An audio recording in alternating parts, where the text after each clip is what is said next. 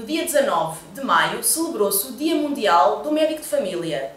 Como tal, a Saber Viver Lisboa TV vai hoje apresentar um programa diretamente da Associação Portuguesa de Medicina Geral e Familiar no âmbito do tema Papel do Médico de Família na prevenção da doença e na promoção da saúde. Como tal, estamos na presença do Presidente da Associação Portuguesa de Medicina Geral e Familiar, o Sr. Dr. Rui Nogueira, que também é médico de família no Centro de Saúde Norton de Matos, em Coimbra. Muito boa tarde, Sr. Doutor. Muito obrigada por estar aqui connosco. É um prazer recebê-los. Muito obrigada. Sr. Dr. Rui, queria, em primeiro lugar, que nos apresentasse um pouco a especialidade de Medicina Geral e Familiar. A especialidade de Medicina Geral e Familiar é, de facto, uma especialidade da pessoa. É uma especialidade muito abrangente. De facto, é difícil, porque vemos a pessoa na sua globalidade, vemos a pessoa no seu contexto socioprofissional, familiar e com todos os órgãos e sistemas. E fica complexo, de tal forma que não conseguimos, muito precocemente, exercer de uma forma cabal a especialidade. Ou seja, carece de alguma maturidade. É mais fácil uma especialidade de um órgão ou de um sistema em que se estuda apenas aquele órgão e se inserir da pessoa fica tudo muito mais fácil, mas quando vemos a pessoa na sua globalidade fica muito mais difícil. Essa é a especialidade abrangente, nós dizemos que é a especialidade da pessoa. Por outro lado, é uma especialidade onde continuamos o tratamento, quer dizer, vemos a pessoa desde a concepção, ou seja, se quisermos antes da concepção, as consultas pré-concepcionais, e vemos ao longo da sua vida. A dada altura já temos, há dias, uma doente no SMS em que fazia referência, a propósito do Dia Mundial, mas fazia a referência que eu já fui médico de 4 gerações na família dela. Sou médico dela e do marido, sou médico dos filhos, já fui médico da mãe e dos avós, da avó. De forma que mantemos uma ligação muito forte, uma ligação ao longo da vida e pronto, e vamos vendo os nossos doentes nunca têm alta, não é? Por isso é uma especialidade muito envolvente. Por outro lado, ainda é uma especialidade que se localiza na comunidade, isto é, nós temos os nossos doentes que nos conhecem, enfim, até onde vivemos, conhecem as nossas famílias, a nossa família, enfim, nós conhecemos os doentes na rua, os doentes, enfim, reconhecem-nos facilmente, interagimos. Às vezes, sim, pode-nos tirar alguma privacidade, não é? Mas, enfim, ossos do ofício, também não tem mal nenhum. As pessoas conhecem-nos na rua, conhecem-nos nos meios que frequentamos, fazemos as compras, tomamos o café, nos mesmos sítios, encontramos facilmente os nossos doentes na comunidade. Eu sei que o tratamento do doente crónico é uma peça fundamental no centro de saúde e no trabalho do médico de família. O que é que o Sr. Dr. Rui Nogueira nos pode dizer sobre Pois, essa é uma das nossas ações fundamentais, o seguimento do doente crónico. De facto, hoje em dia temos uma preocupação cada vez maior por estes doentes que são doentes ao longo da vida durante muitos anos e carecem de acompanhamento da doença, acompanhamento da medicação, ou seja, há um trabalho a desenvolver com estes doentes ao longo de anos e felizmente que assim é, porque quer dizer que conseguimos controlar as doenças, muito embora não consigamos debelar muitas delas, de facto, mas temos que seguir estes doentes porque têm doenças que se prolongam ao longo do tempo, ao longo da vida e exigem, obviamente, uma atenção muito especial. Enfim, são cada vez mais os doentes crónicos, uma vez que nós estamos a aumentar a longevidade. A nossa preocupação é aumentar a longevidade com saúde possível, ou seja, que as pessoas tenham anos de vida felizes, com qualidade. Exato. E, portanto, a doença crónica, o doente crónico, é, de facto, uma das nossas áreas de grande intervenção. Quando se fala em doença crónica, fala-se, por exemplo, na questão da diabetes, a questão da doença coronária, entre outras. Tipo as doenças cardiovasculares, onde a diabetes, a hipertensão, a obesidade, enfim, os problemas relacionados com o envelhecimento das artérias. São doenças que, de facto, matam muito. A maior parte, a primeira causa de morte tem a ver com estas doenças. Doenças cardiovasculares, os AVCs, os infartos, o miocárdio. Enfim, são doenças que nos preocupam muito, porque têm, de facto, repercussão sobre a saúde das pessoas e, obviamente, porque também temos algumas coisas a fazer, muitas coisas a fazer. E se nós conseguirmos controlar muitos daqueles aspectos, são aspectos importantíssimos para conseguirmos ajudar as pessoas a controlar as suas doenças, esta doença, enfim, que tem repercussão nas artérias. O envelhecimento das artérias é, de facto, um dos nossos grandes problemas. A questão do controlo dos fatores de risco, a cardiovascular passa muito também pelo estímulo do médico de família, não é? O seu doente. É, e daquilo que nós chamamos de alteração de estilos de vida. Os estilos de vida hoje contam muito. Se calhar sempre contaram, mas pode não ter sido muito determinado ou muita preocupação noutras gerações. Noutros tempos, as doenças infecciosas adquiriam um papel mais importante, com certeza. Hoje, as doenças degenerativas e cardiovasculares são preocupações grandes. E os estilos de vida são determinantes para o controle, ou ajudar a controlar estas doenças. Vida saudável alimentar, de exercício físico, são, de facto, determinantes importantes na saúde. A questão da higiene do sono também penso que pesará também na questão cardiovascular, não é? O sono é muito importante na vida das pessoas, até para o seu desempenho intelectual. E, na verdade, é um dos problemas que hoje temos nos nossos doentes. Nem todas as pessoas se percebem daquilo que como é importante o sono. Apesar de, às vezes, parecer pouco importante ou uma perda de tempo, na verdade, nós passamos 1/3 da nossa vida a dormir. É significativo. Quando dormimos 8 horas em 24, dormimos 8 horas num dia, quer dizer que passamos 1/3 da nossa vida a dormir. É aflitivo. Se vivermos 90 anos, passamos 30 anos a dormir. É quase um desperdício de tempo. Agora, o que é significativo é que nós temos que dormir 8 horas em cada 24.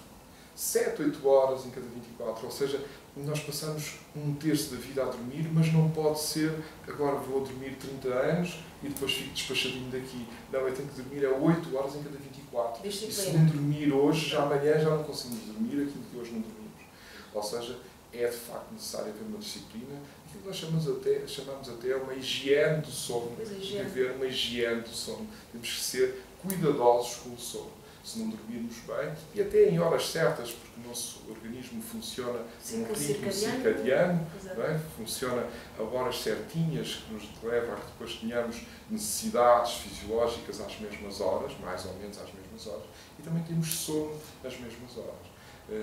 Enfim, as pessoas que têm de trabalhar por turnos, por exemplo, perturbam muito o sono. De facto, é difícil. Quem trabalha por turnos. Parece que a propensão para o desenvolvimento de perturbações de foro mental também aumenta no que diz respeito a pessoas que trabalham por turnos, não é? Claro, é muito mais difícil a concentração, o desgaste físico e intelectual. Sim, é muito mais difícil. E nas crianças e jovens é extremamente importante, para quem estuda ou quem tem trabalho intelectual muito intenso, é muito importante para a regeneração, para o descanso, para poder aumentar a concentração e o rendimento, claro. Sr. Dr. Rui Nogueira, falámos da terapêutica, e neste caso da terapêutica em relação aos doentes crónicos, que têm de facto uma grande afluência no centro de saúde, em relação à prevenção e à promoção da saúde, no caso, por exemplo, de jovens, por exemplo, ou de adultos que não tenham ainda fatores de risco ou não tenham doença instalada.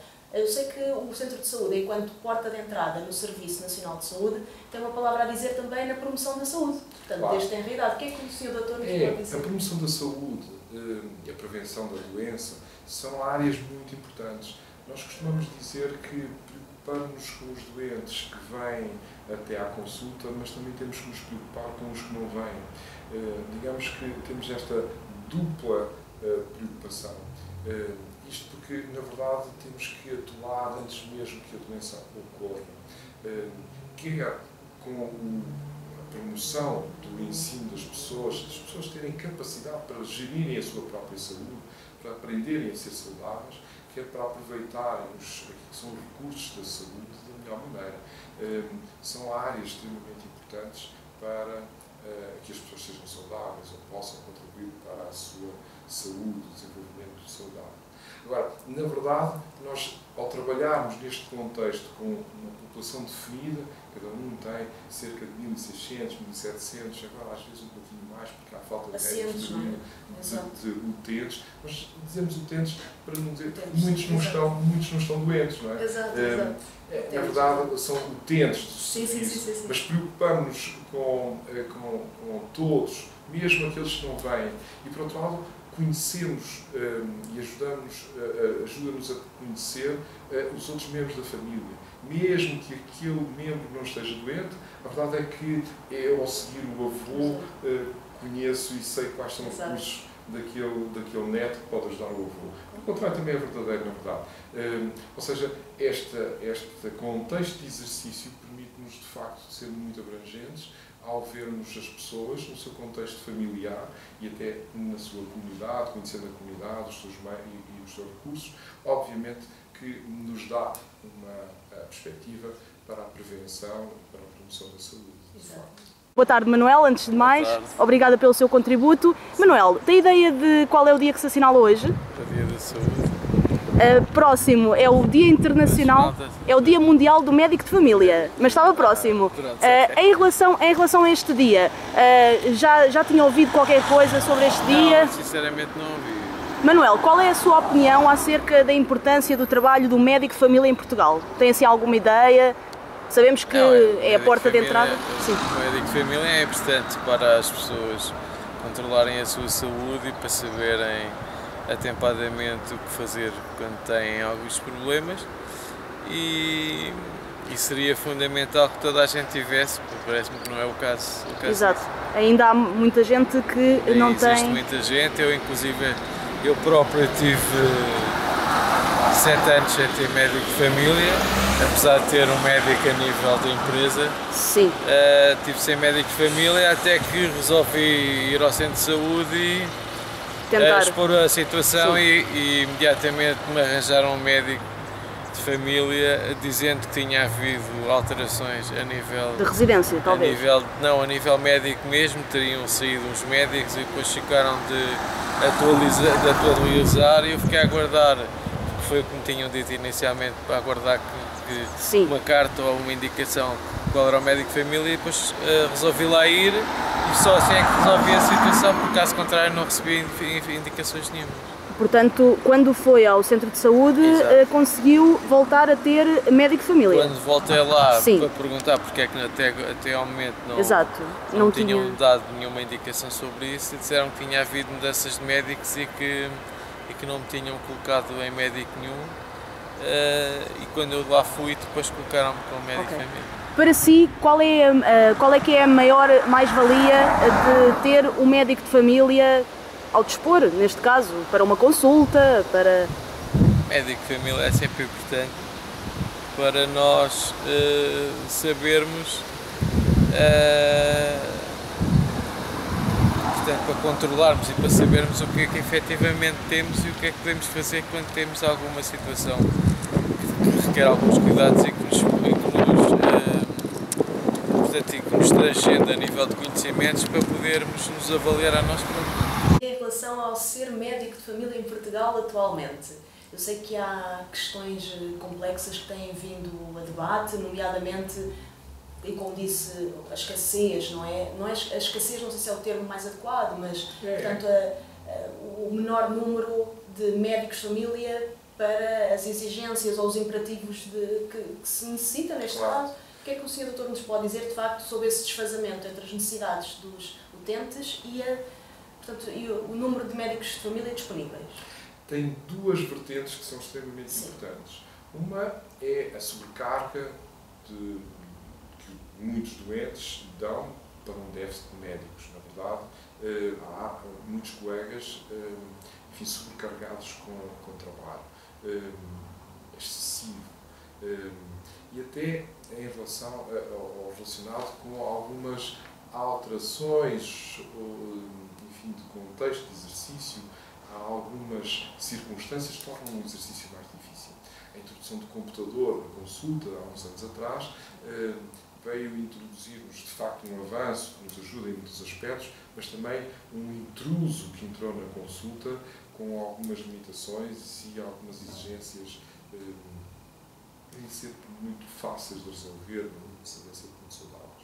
Por outro lado, nós temos um outro problema que é devido à assimetria muito grande que há na falta de médicos. Ou seja, nós temos algumas localidades, alguns centros de saúde, com uma falta muito significativa de médicos. Enfim, quando um terço ou mesmo um quarto da população que não tem médico de família já é uma sobrecarga muito grande. Esses doentes acabam por ser vistos em situações de recurso ou em situações de consulta que nós chamamos de urgência, que as pessoas se habituaram também a chamar de urgência. Verdadeiramente são situações que têm que ser resolvidas, doença aguda, mas em contexto difícil, sobrecarga e, por outro lado, não beneficiando do conhecimento do doente e não beneficiando da continuidade da observação. Muitas vezes, enfim, são situações que, enfim, se resolvem sem grande problema, mas é muito mais fácil o exercício conhecendo os doentes, quer dizer, cada um vê os seus, do que ver em consultas de recurso. Por sua vez, para os doentes também é muito mais fácil.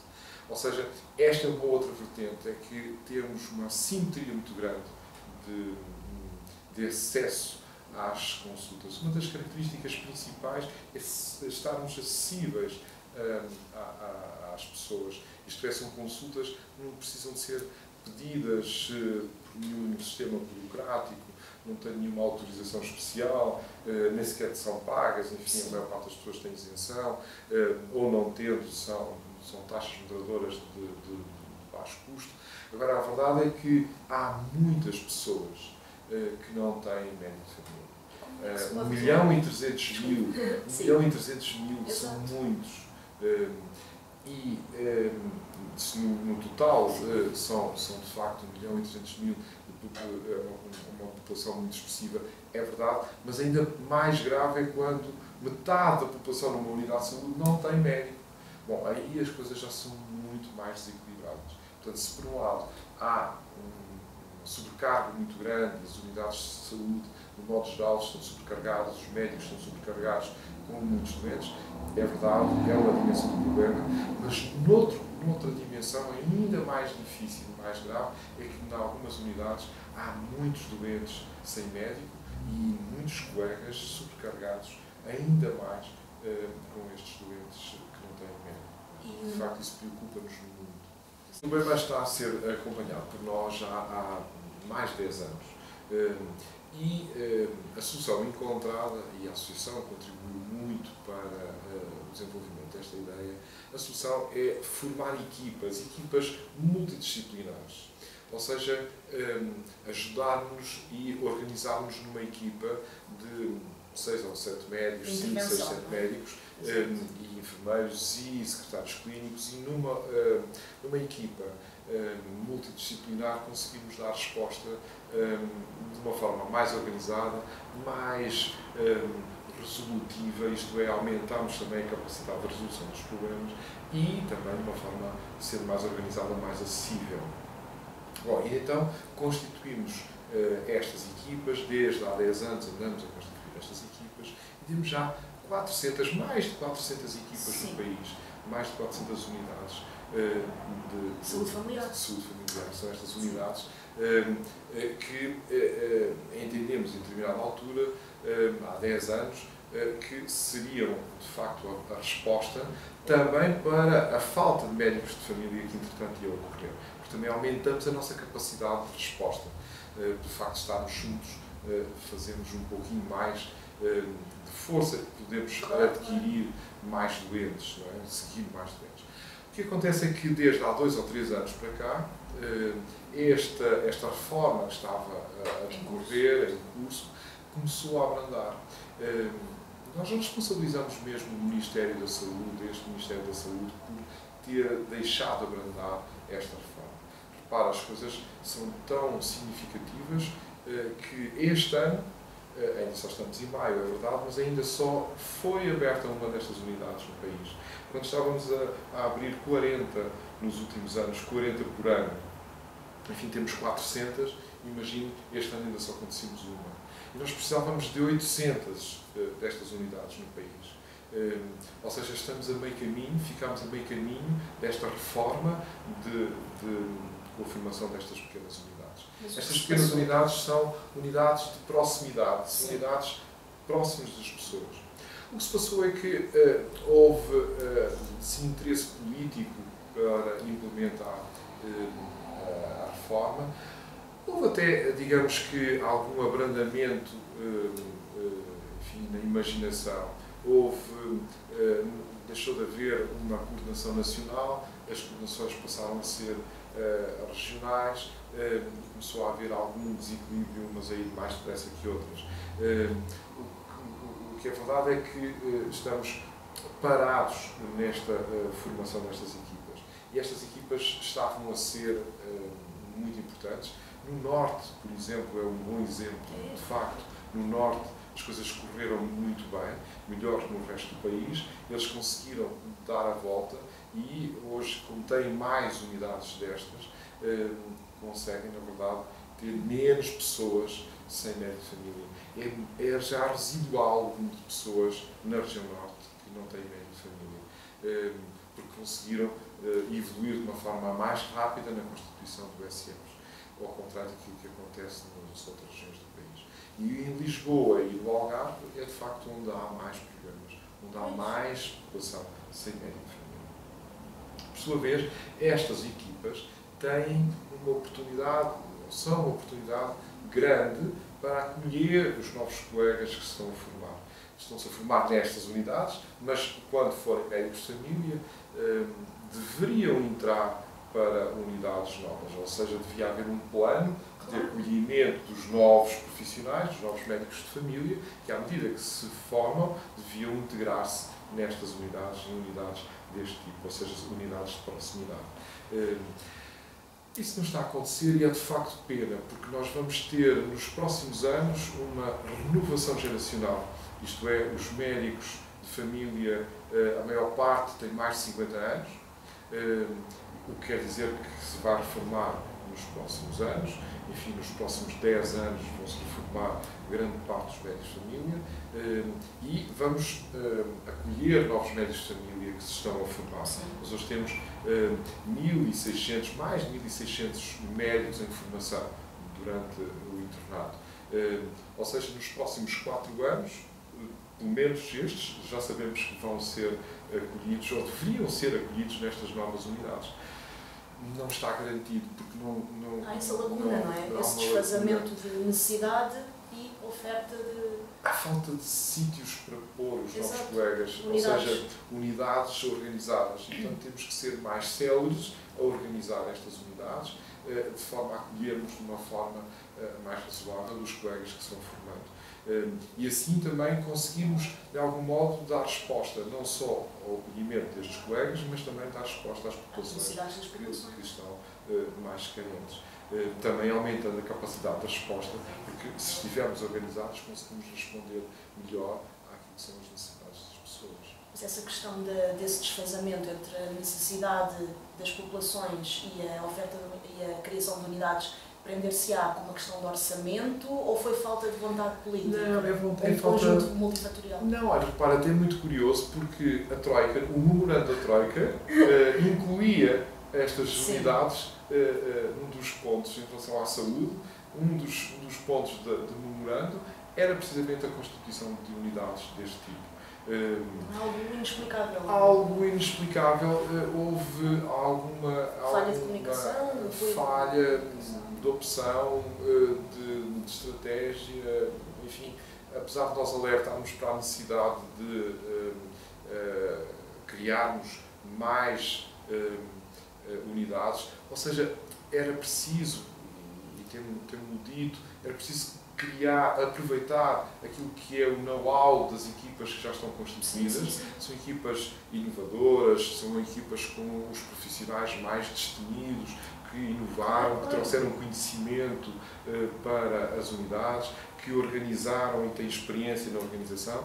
Portanto, é preciso fazer benchmarking, é preciso ir buscar algumas experiências destes profissionais, que são, enfim, pioneiros e que foram bastante importantes em determinada altura e criaram um novo conhecimento. É preciso ir buscar conhecimento, é preciso buscar a colaboração destes profissionais para contribuírem para a formação de outras unidades. Não seria assim muito difícil, até porque, repare, são pessoas muito entusiasmadas e, por outro lado, é acolher colegas novos e, portanto, colegas que estão cheios de vontade de trabalhar, que acabaram as suas formações, estão a acabar a sua formação e, portanto, era uma forma, de facto, de acolher os novos e dar serviços e respostas às pessoas que precisam de nós. E depois existe o paradoxo também, que se ouve muito falar também nos média, a questão de haver, hipoteticamente, a possibilidade de chamar médicos que já se encontram reformados para exercerem, para voltarem ao Serviço Nacional de Saúde, para colmatar essas falhas que resultam desse desfazamento. Isso é assim, mais ou menos, como uma emenda. É uma emenda. Mas está em curso ou... É uma ideia, de facto, de voltar a chamar colegas que... Mas qual é a sua opinião sobre essa questão? Eu julgo que não é fácil. Ainda mais porque o que aconteceu foi haver alterações nas regras, na legislação da aposentação, e os colegas que se aposentaram precocemente, aposentaram-se antes da idade da aposentação, a maior parte, 90% dos médicos aposentaram-se antes da idade de reforma. Isto porque foram alteradas as regras. Foi uma má opção política.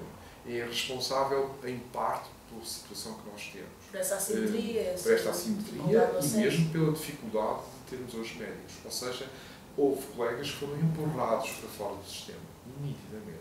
Com estas alterações legislativas que aconteceram em 2012, que vieram depois a consumar as apresentações em 2014. Este processo de contagem de tempo, entre o pedido do final de 2012 até forem consumadas, foram em 2014. Ora, se os colegas foram, digamos, empurrados para fora do sistema, saíram muitos deles zangados, revoltados, perderam até regalias, porque foram não é uma questão de credibilidade, eles perderam do Estado. Não, eles perderam regalias, quer dizer, eles perderam dinheiro, porque anteciparam a reforma e foram penalizados por sair antes do tempo. Mas se continuassem, seriam mais penalizados. Ou seja, foi uma má opção política que foi adotada em 2012. Não houve respeito pelos profissionais, pelos médicos. Na altura, especialmente neste caso concreto, porque foi uma lei geral para a função pública, na tentativa de limitar o número de funcionários públicos, de limpar os funcionários públicos, sim, mas foi uma limpeza muito cega e retiraram profissionais onde eram muito necessários. E hoje temos o reflexo dessa má opção política de 2012. Na altura alertámos para essa dificuldade. Íamos criar graves problemas em muitas unidades de saúde, porque a saída de muitos colegas ao mesmo tempo iria criar problemas. Não foram mais problemas porque alguns colegas, mesmo aposentados, aceitaram voltar, na altura, a voltar ao serviço, isto é, fazerem um prolongamento e continuarem a trabalhar, apesar de já estarem aposentados. E, portanto, nem sequer é uma novidade aquilo que aconteceu. Agora, aquilo que o Ministério está a tentar é, ainda assim, ir contratar médicos que já estão aposentados, que continuam a ganhar a sua aposentação, a sua pensão, e paga-lhes um terço, é a proposta que apresenta. Um terço digamos, eu acho que até ofensivo, não é? Quer dizer, ir trabalhar para ganhar um terço, se fosse trabalhar um terço para ganhar um terço, claro. Seria razoável. Não há proporcionalidade. Agora, fazer um trabalho, enfim, na sua plenitude e só remunerar um terço, não sei enfim, como é que isso é possível ou como é que vai cativar alguns colegas. Tanto mais que eles saíram revoltados. E, por outro lado, como saíram ainda, enfim, plenitude das suas capacidades, faculdades, e continuaram a trabalhar, se agora estão a trabalhar, como é que vão deixar o sítio onde estão para voltar a trabalhar e ganhar um terço? Não dá. Daqui a 2 anos mandá-los embora outra vez, eu não acredito que seja efetivo. Neste caso foi o Ministério da Saúde que perdeu um pouco de credibilidade perante os especialistas. Não é? Sim. Exato. Eu não sei quando será bem será sucedida. razoável a ideia. É evidente que se houver colegas que queiram voltar enfim, para as unidades de saúde, serão bem-vindos, serão bem acolhidos seguramente, mas eu tenho sérias dúvidas que vá cativar um número significativo de colegas ou vá resolver o problema da falta de médicos de família que existe atualmente nas nossas unidades. Sr. Dr. Rui Nogueira, temos estado a falar deste que é um dos principais desafios que a medicina geral e familiar enfrenta em Portugal. O que é que lhe apraz dizer, de facto, sobre o futuro e sobre a sua posição em relação a este colmatar? Já falou do tal trabalho em equipa, da constituição de unidades de saúde familiares. Quais são os principais desafios que vê assim para os próximos anos? Assim? É um futuro muito risonho, se quer que lhe diga, é de esperança. Sim. E de facto eu acredito bastante. Por esta circunstância, nós temos hoje uma capacidade incrível de acolher novos colegas, médicos novos, que têm uma capacidade brilhante.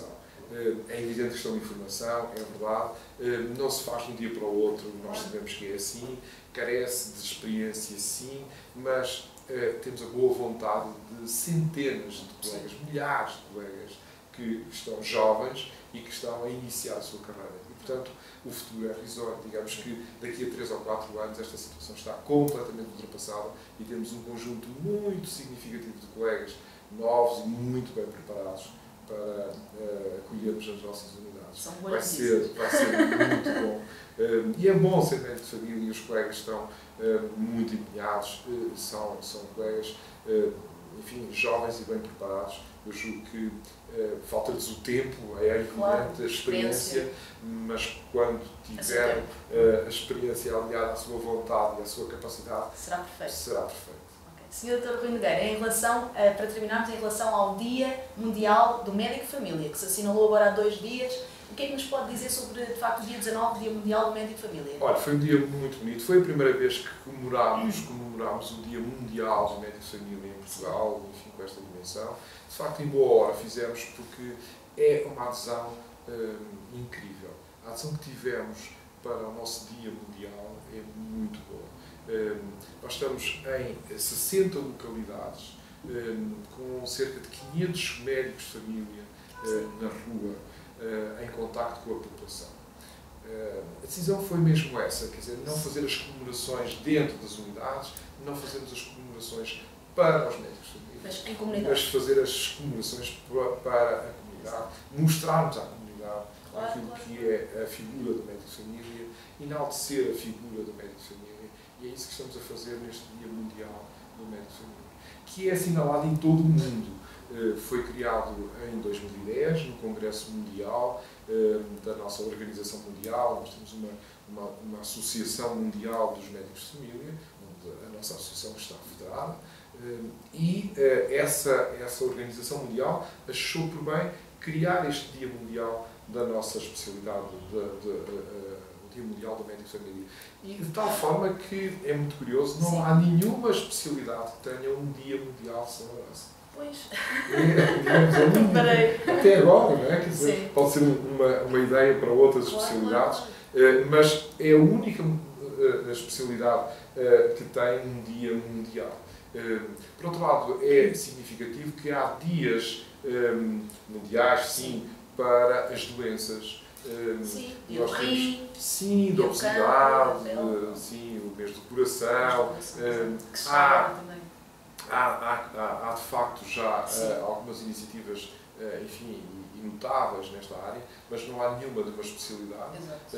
E por outro lado, falta ainda uma de saúde mesmo, e não de doença, enfim, do coração, para salientar os aspectos de saúde, em relação ao coração, é verdade. É o mês de maio, é importante, o mês do coração. Enfim, as doenças oncológicas são uma preocupação também, é verdade. Mas, bom, o Dia Mundial do Médico de Família, nós comemorámos este ano. O que é que se passou, Sr. Olha, foi muito interessante, porque o que resolvemos fazer foi contactar com a população, distribuirmos uma pequena brochura sobre aquilo que é a figura do médico de família. Fizemos também a divulgação, ou melhor, a utilização de um pequeno postal com a imagem da Organização Mundial dos Médicos de Família, para que as pessoas pudessem fazer sugestões, dar opiniões, enfim, fazerem comentários. E que vamos, entretanto, estudar para ver o que as pessoas nos dizem, nos querem dizer. Fizemos também a distribuição de umas t-shirts, enfim, simbólica, que tinham escrito "Eu tenho médico de família" e eu ainda não tenho médico de família. Bem a calhar, bem a calhar. Para, digamos, salientarmos esta necessidade que é preciso tornar mais evidente para que as pessoas possam todas beneficiar de médico de família. Enfim, o ainda tem aqui um significado especial. Eu ainda não tenho médico de família e, digamos, vestir a camisola e assumir eu ainda não tenho. Por sua vez, fizemos uma sessão solene onde estiveram os nossos presidentes da associação, o nosso presidente honorários, foi no Centro de Saúde de Sete Rios, o nosso presidente honorário, os nossos presidentes anteriores, o Dr. João Sequeira Carlos, o Dr. Eduardo Mendes, o Dr. Luís Pisco e o Dr. Mário Moura, o nosso presidente honorário. Esteve também o Sr. Secretário de Estado e fizemos nesta sessão solene, enfim, que fez a abertura solene do Dia Mundial do Médico de Família, fizemos uma homenagem a um colega que nos deixou há 12 anos, o professor Guilherme Jordão, que trabalhou no Centro de Saúde de Sete Rios e que foi primeiro doutorado em Medicina Geral e Familiar, foi professor aqui na Faculdade de Medicina de Lisboa, que nos deixou há 12 anos, e que nós achámos por bem homenagear como médico de família, impulsionador da Medicina Geral e Familiar, impulsionador da especialidade, um grande médico de família e que, enfim, recordamos com saudade. Oferecemos singelamente, fizemos uma homenagem e oferecemos uma peça em cristal em formato de lágrima para assinalar o dia, aproveitando o Dia Mundial do Médico de Família, e fazer uma homenagem ao professor Guilherme Jordão. Enfim, depois à noite fizemos um espetáculo em Coimbra, um sarau no Teatro Académico Gil Vicente, onde estiveram alguns dos grupos representativos, enfim, ligados aos médicos, a Tuna de Medicina, a Tuna feminina, porque há uma Tuna feminina na Faculdade de Medicina de Coimbra, os antigos orfeunistas, onde estão vários médicos, o coro da Ordem dos Médicos, um quarteto de cordas e, enfim, fizemos uma festa, digamos, também ela virada para a comunidade, porque os médicos convidaram os seus doentes a irem também. Quer dizer, não foi um espetáculo fechado para médicos, foi um espetáculo aberto à comunidade e com convites. Cada um de nós convidou alguns dos seus doentes e enchemos o Teatro Académico Gil Vicente. Exato, e portanto foi uma boa comemoração. Foi uma boa comemoração, de facto. Não só do papel do médico de família, como também da especialidade de medicina geral e familiar. Exatamente. Em Portugal. É bastante importante. Eu julgo que demos um passo em frente naquilo que é a afirmação da especialidade. Sabe que a especialidade é muito interessante porque uma das pessoas gosta do seu médico, conhece o seu médico, temos o problemita de haver 1.300.000 que não tem um médico e quer ter, e isso é significativo. Mas no conjunto nem sempre há o reconhecimento devido ao papel do médico de família. Cada um reconhece o seu, cada um conhece o seu, mas o poder político, até mesmo a comunicação social, esquece muitas vezes o papel fulcral do médico de família nos cuidados de saúde primários e no contexto da saúde e da organização do serviço de saúde que temos. Na verdade, nós temos um serviço bem organizado, com problemas, obviamente, como há em todos os serviços, mas é um dos melhores serviços nacionais de saúde de todo o mundo. Às vezes nós não somos capazes de enaltecer aquilo que temos, de reconhecer aquilo que temos de bom no nosso país. E neste aspecto nós somos, de facto, bons no contexto mundial. E os nossos indicadores de saúde são muito bons no contexto nacional, muito favoráveis.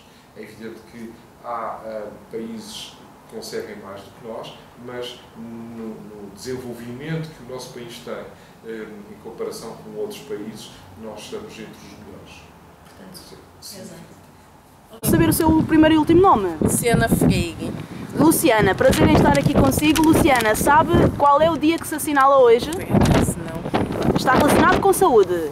Já ouviu falar de alguma coisa? Viu hoje na televisão, Hoje jornais? não vi televisão, não tive tempo mesmo, não tive em casa Não faz no mal. momento. Ok. Hoje assinala-se o Dia Mundial do Médico de Família. A Luciana tem médico de família? Sim, sim. E o que é que nos pode dizer sobre a importância, ou como é que avalia a importância do trabalho do médico de família? Eu gosto muito, mesmo porque o médico nos acompanha sempre. E o meu médico de família acompanha já o meu filho e a minha é pediatra. Sim. E também é o meu médico. E assim, ele sabe, nos acompanhando, sabe sempre como nos tratar e já como não prevenir, percebe, se calhar, não é? Já percebe tudo. Exato. Agora, se eu fosse no médico agora, amanhã em outro, ele já nos conhece. Conhece já sabe bem, não é? Acompanhar o nosso histórico, não é? E já tem médico de família há muitos anos? Eu só vivo cá há 16 anos. Já são muitos. Eu sou casada com um português. Sim. Mas o meu médico de família daqui, Sim. eu tenho há 8 anos, desde que sou casada. E nunca teve problema de acesso? Não, meu médico de família é ótimo. É aqui, posso saber É se é aqui? o doutor Nestor Rueda. Mas é aqui do Centro de Saúde de Linda a Velha? Aqui. Sim.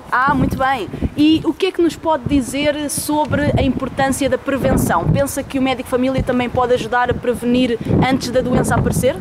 Claro que sim, claro que sim. E até, pronto, eu sou do estilo que estou sempre a fazer todas as análises. Eu de 6 em 6 meses venho fazer meu planeamento familiar. A rotina, exato. Sim, claro que sim. E o meu médico eu gosto dele porque ele sempre desconfia de qualquer coisa que pese. Manda fazer exames. Portanto, para a gente tirar qualquer dúvida ou pronto, se assim. Ok. Eu gosto muito disso, né? Em relação ao seu filho, também está acompanhado? Está acompanhado. A mesma coisa. Ok. Luciana, muito obrigada, muita saúde para si, para o seu filho e para o seu marido. Obrigada. A organização do Congresso Europeu em Lisboa, no ano passado, em julho, aqui em Lisboa, foi um evento notável. Nós trouxemos quase 4.000 médicos a Lisboa, médicos de família, de 70 países. Portanto, concentrámos durante 4 dias num congresso, enfim, para discutir as nossas questões científicas, de vigilância, de conhecimento, de partilha de conhecimento, aqui em Lisboa. Foi significativo, foi reconhecido pelos nossos colegas europeus, enfim, e ficámos muito orgulhosos de fazer o 19º Congresso Europeu em Lisboa, foi significativo. Sim, portanto 2014. 2014. Ok. 2014, que foi um ano, digamos, de efeméride, porque 10 anos antes formámos também em Lisboa, ou contribuímos para a formação de um movimento europeu de jovens médicos. Sim. Ficou conhecido, ficou batizado por Movimento Vasco da Gama. O Movimento Vasco da Gama que não foi, no entanto, batizado por nós. Foi uma proposta dos holandeses, dos colegas holandeses. Por estarmos reunidos em Lisboa, é verdade. Ou estavam, porque eu já não sou provavelmente um jovem do movimento, mas o nosso anterior presidente, o Dr. João Sequeira Carlos, foi o primeiro presidente do Movimento Vasco da Gama. Foi criado em Lisboa. E cujo nome foi, digamos, sugerido pelos colegas holandeses, que é representativo. Isso aconteceu em 2004 e, portanto, 10 anos depois, nós fizemos em Lisboa o Congresso Europeu. Por sua vez, há 20 anos antes, em 1994, fizemos também aqui, no Estoril, mais propriamente, um congresso da Sociedade Internacional de Medicina Geral, que foi uma sociedade precursora da sociedade europeia. Isto é, a sociedade europeia foi feita assente na Sociedade Internacional de Medicina Geral. Era assim que se chamava, mudou para o nome. Fizemos a fundação da Sociedade Europeia de hoje, a ONC Europa, foi feita a fundação em 95, um ano depois do congresso que foi realizado aqui no Estoril. E esse congresso, digamos que foi preparatório da fundação da Sociedade Europeia, ou seja, da transformação da sociedade internacional na sociedade europeia. Foi significativo e foi referido aqui que 20 anos antes, em Lisboa, foi feita essa reunião, esse congresso científico que contribuiu de alguma forma para a criação da sociedade europeia que hoje temos. E daí que o nosso congresso aqui foi o 19º congresso europeu, enfim, porque foi desde 95 o primeiro. Esta sociedade que temos hoje, a Sociedade Europeia, foi criada no Parlamento Europeu em Estrasburgo, simbolicamente ocupámos, eu estive nessa Constituição, ocupámos, digamos, o Parlamento plenário do Parlamento Europeu, na altura, era um edifício diferente, e ocupámos esse espaço na Constituição da Sociedade Europeia, que foi interessante. Muito bem, é engraçado ver essa evolução em histórica. Em 95 já viu. Exato, em 96. Exato. Muito bem.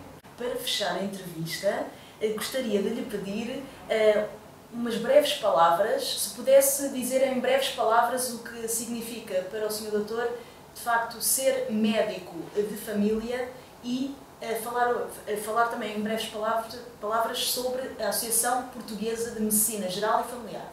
Se pudesse definir em poucas palavras, como diria?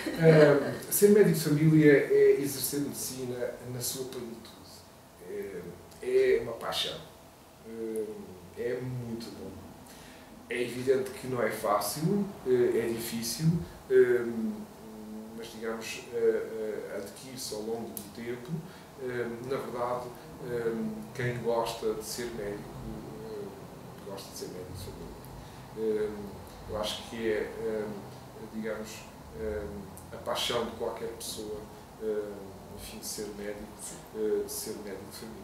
Agora, na verdade, a Associação tem um papel bastante importante no desenvolvimento da nossa especialidade em Portugal. Nós temos uma relação muito estreita com as organizações médicas portuguesas, começando pela Ordem dos Médicos e, enfim, obviamente, com as outras sociedades científicas, com os sindicatos médicos, com as associações médicas que nos estão próximas, na própria associação que foi criada em volta das USFs, uma associação específica, enfim, damos bem com as outras associações médicas portuguesas.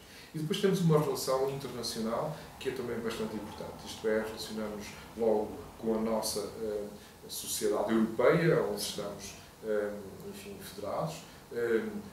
A sociedade europeia, por sua vez, está federada na Organização Mundial, mas obviamente que é uma organização grande, muito grande, a nível mundial, onde nós estamos, por direito próprio, representados. Depois temos relações muito próximas com os colegas espanhóis, com os colegas ingleses do Royal College e também muito próximas, uma aproximação, enfim, muito sentimental também, sim, com a Sociedade Brasileira de Medicina Familiar e de Comunidade. E também ainda numa outra estrutura que é a Confederação Ibero-Americana, uma confederação de associações e sociedades científicas que é de Portugal e Espanha e dos países latino-americanos. E nós estamos representados nesta confederação. Temos até a vice-presidência, uma das 4 vice-presidências. O nosso vice-presidente da Associação, Dr. Jorge Brandão, é vice-presidente desta Confederação Ibero-Americana. Bom, e portanto é uma relação muito próxima com os colegas da América Latina. Ou seja, a Associação tem uma aproximação muito grande aos colegas em Portugal, com eventos, enfim, uma colaboração muito grande na formação dos jovens médicos e na formação médica contínua, Sim. porque é exigível, É um imperativo da profissão, e, obviamente, nas relações internacionais, principalmente nestes eixos que referi. Sr. Dr. Rui Nogueira, foi um prazer. Muito obrigada. Eu é que agradeço, agradecemos de facto a Saber Viver Lisboa TV, agradece este espaço para uma maior explanação desta especialidade, que é uma especialidade que é fundamental de facto na prática clínica em Portugal, muitas vezes não é muito mediatizada, mas que todos os dias acolhe um universo sem fim de pessoas, nomeadamente os doentes crónicos, mas também quem não padece de qualquer problema de saúde. Okay. Muito obrigada obrigado, e felicidades. Felicidades também para a Associação Portuguesa de Medicina Geral e Familiar. Muito obrigada. Muito obrigado. Obrigada e boa tarde. Obrigada. Obrigado. Fátima, sabe que dia se celebra hoje? É o dia do médico familiar. Portanto tem presente isso. Sim. Fátima, gostaria só de recolher a sua opinião acerca da importância do médico de família no seu dia-a-dia. Para mim é muito importante. Principalmente porque tenho médico de família e gosto muito da minha médica de família. Muito bem. Em termos de cuidados primários, de prevenção, de promoção da saúde, pensa que o médico de família tem de facto uma palavra a dizer? Importantíssimo. Primeiro, em primeiro lugar, sempre. Ok, muito bem. Fátima, muito obrigada e muita saúde.